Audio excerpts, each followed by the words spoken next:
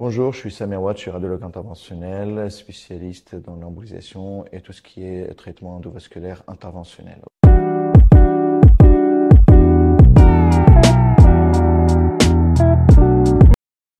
Effectivement, pendant la pause, il peut se trouver que le cathéter peut se glisser et partir, mais c'est très rare, vraiment c'est exceptionnel.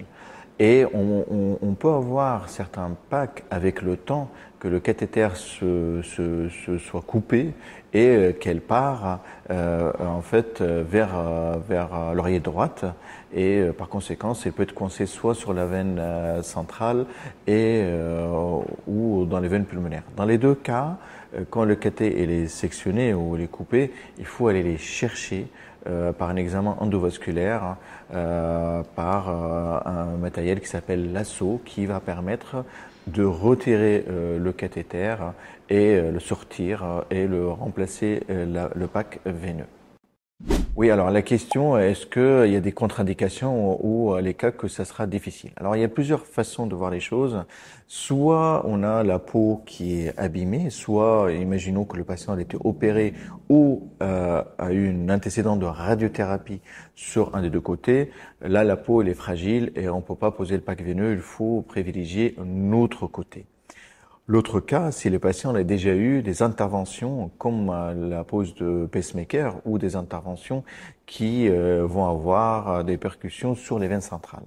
On arrive à voir certains patients qui sont déjà un pacemaker, donc qui était un dispositif sous la peau qui va être lié avec les veines de cœur pour le traitement, pour certains problèmes de rythmologie cardiaque. Et les cas comme ça, il faut vérifier la perméabilité des veines centrales et on choisir soit la pose de pack de façon contralatérale de l'autre côté, ou parfois, si on n'a pas d'accès, on va trouver des solutions pour accéder à la veine centrale et poser le pack à côté des sondes de rythmologie. Effectivement, quand on finit les points de suture qui souvent sous forme de surjet intradermique, l'utilisation de la colle permet de ne pas avoir des soins infirmières à domicile et aider à la cicatrisation. Alors dans les cas hyper rares, il y a l'intolérance de produits qu'on utilise dans la colle. Et en fait, si le patient est connu d'avoir des problèmes d'allergie avec les pansements qui sont adhésifs, ben on va pas utiliser la colle tout simplement. Et en cas d'allergie, ben on va le traiter de façon locale avec des crèmes, mais il faut pas l'utiliser une deuxième fois. Une question intéressante aussi, c'est quoi l'avantage et désavantage? Donc les soins infirmières tous les jours, ça permet d'avoir une cicatrice qui est propre et un peu surveillée. C'est vrai que voilà. La colle, quand c'est bien mis, donc permet d'avoir une étanchéité totale et une cicatrisation rapide. Donc il y a les deux cas sont similaires, mais bon, avec la colle, on a moins de contraintes au niveau de temps, que l'infirmière elle passe à la maison pour changer et tout ça. On peut aussi commencer la chimio rapidement. Le fait qu'on utilise la colle, il y a certains avantages, surtout chez les patients qu'on va commencer la chimio assez rapidement. Et en fait, dans les cas comme ça, le produit de chimio peut retarder la cicatrisation et le fait qu'on prend la colle, il va aider à ne pas avoir de risque infectieux ou le retard de cicatrisation. Puis il peut avoir aussi des avantages.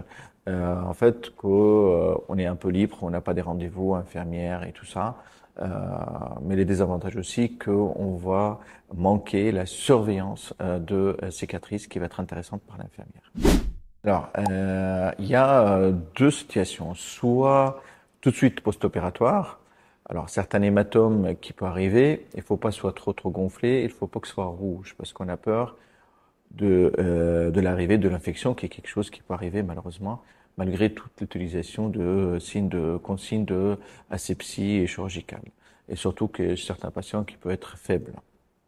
Donc, on peut avoir aussi de septicémie d'origine hématologique, c'est-à-dire qu'en fait le patient peut avoir des germes dans le sang et par conséquent, il peut infecter le pack veineux.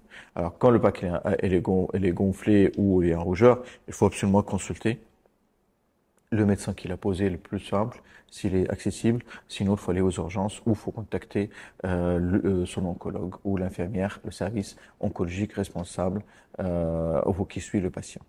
C'est une bonne question puisque la voie idéale et utilisée le plus souvent, c'est la voie haute, donc par voie sous-clavière ou par voie jugulaire. Donc poser le pack vers le système en haut.